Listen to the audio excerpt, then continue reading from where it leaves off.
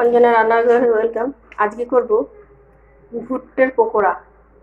চলো, দেখেছো কত খাস্তা হয়েছে, তোমাদের সঙ্গে শেয়ার করব। চলো, ভালো যদি লাগে লাইক করো, সাবস্ক্রাইব করো, ফলো করো, কমেন্ট করে জানিও পকোড়াটা কেমন হলো। ওটা মেশাতে মেশাতে আমি কড়াতে তেল দিয়ে দেবো।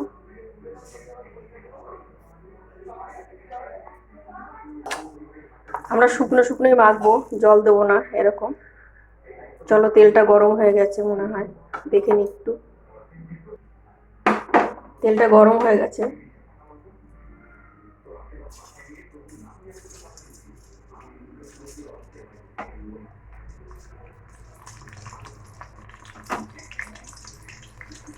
আমরা এরকম করে দেবো।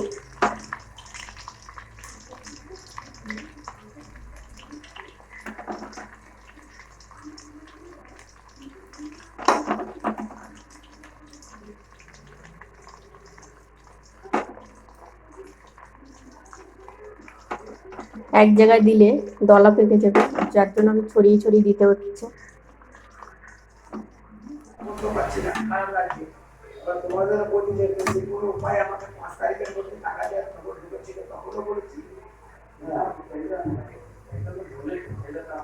এবার এরকম করে নামিয়ে নেবো।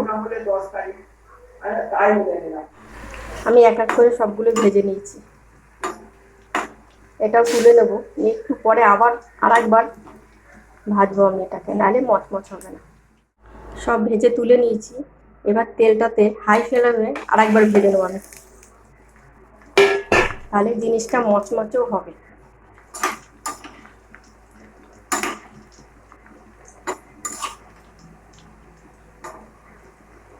এরকম করে একবার পকোড়া করে খেয়ে দেখবেন, টেস্টটাও খুব সুন্দর হয়।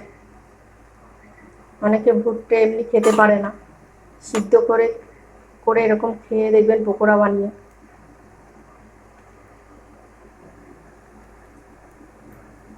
বেশি ভাজার দরকার নেই, হালকা ভাজা হলে আমি তুলে নেবো।